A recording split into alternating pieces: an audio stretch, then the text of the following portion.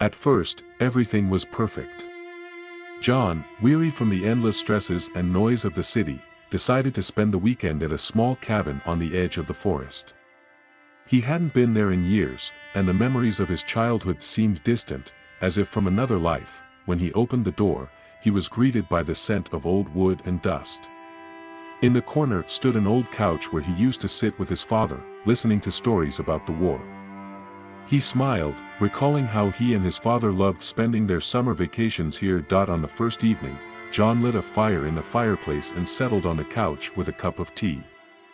The twilight deepened outside, and silence enveloped him. He decided to go through an old box he found in the attic. Among the forgotten items were photos, old letters, and a journal that turned out to belong to his father. At one point, as he turned the pages, he came across an entry where his father mentioned his old friend, Mr. Carl. The name seemed familiar to John, but he couldn't remember who it was. The journal mentioned that Mr. Carl was the only person his father trusted with his deepest secrets. The next day, as John walked through the forest, he stumbled upon an old house, far from his own.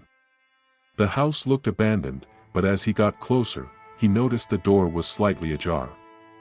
Curiosity got the better of him, and he cautiously stepped inside. The interior was even more neglected than the outside. Old, dusty paintings hung on the walls, and in the corner stood a tarnished piano. Suddenly, he heard footsteps and froze. A tall man in old-fashioned clothing stood in the doorway.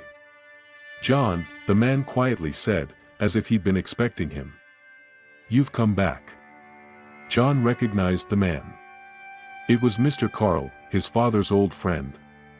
But how could he be here? So many years had passed, and this man was far too young to be the same Mr. Carl Demar. Carl stepped closer, and John felt an odd unease. His old friend's gaze was otherworldly. "Don't you remember me, John?" Carl asked, sitting down at the piano and beginning to play a melody familiar to John from his childhood. "I remember," John replied slowly. "But, how can you be here?" "I've always been here," Carl quietly replied, not lifting his hands from the keys. "I watched over you, just as I watched over your father.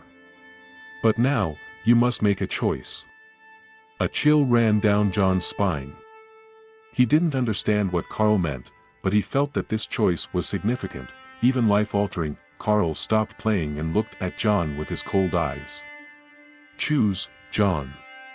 Stay here forever or leave, but know that your life will never be the same." John couldn't grasp what was happening. But when he looked into Carl's eyes, he saw something frightening, something he couldn't explain. This was his old friend, yet at the same time, something entirely different, unknown, and dark. Mustering all his will, John turned and ran out of the house. He heard Carl's laughter behind him, as if he knew that John had made a mistake. When he finally reached his own cabin, the forest suddenly felt different, cold and alien. John realized he had left behind more than just an old house. He had left a part of his soul that he would never get back, and from that moment on, every time John returned to that cabin on the edge of the forest, he felt Carl's presence. He was always waiting, a reminder of the choice John had made and the truth that eventually, each of us must face something beyond understanding or escape.